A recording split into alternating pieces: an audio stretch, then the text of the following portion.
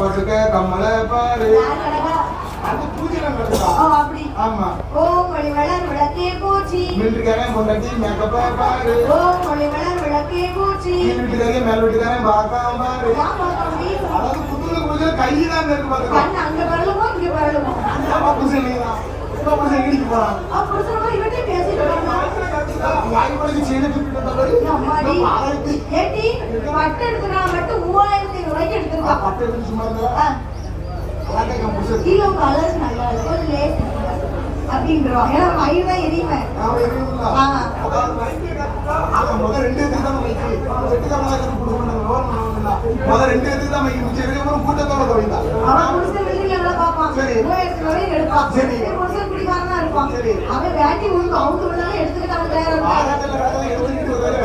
அவன் எங்க சேலை எடுத்து கொடுக்க சேலை திருப்பி கொடுக்க எடுத்து கொடுத்த பிரச்சனை இல்ல. சரி எடுத்து கொடுக்கலாமா? அவன் சேலை ரேட் என்ன? சேலை 1500 ரூபாய்.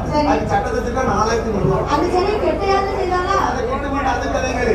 தீபாவளி அவ்வளவுதான். கோயிலோட முடிஞ்சு வரனால அந்த டெய்லர் போட பாட்டு நமக்கு தான் தெரியும். அவளுக்கு மட்டும் குண்டு தொங்குது பின்னாரா? எனக்கு குண்டு தொங்கல. அவளுக்கு இன்னும் ஹாட்டா வச்சிருக்கேன் பின்னாரா? எனக்கு ஹாட் இல்ல. அவங்களுக்கு ஏறி பண்ணி மாதிரி சண்டல் இருக்கு. எனக்கு சண்டல் இல்ல. அவன் மாதிரி டெய்லருக்கு அதனால வச்சு கொடுத்துருப்பாரு.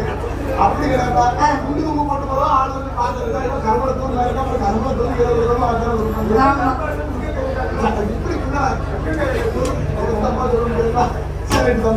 ஆமா. அவன் வாயாண்டி சொன்னதுக்கு படப்பு போட வேண்டும் என்று சொல்லி எப்படி இருக்கணும்? ஆமா சரி கரெக்டா இருக்காங்களா? எப்படி படப்பு போட்டா தெரியுமா?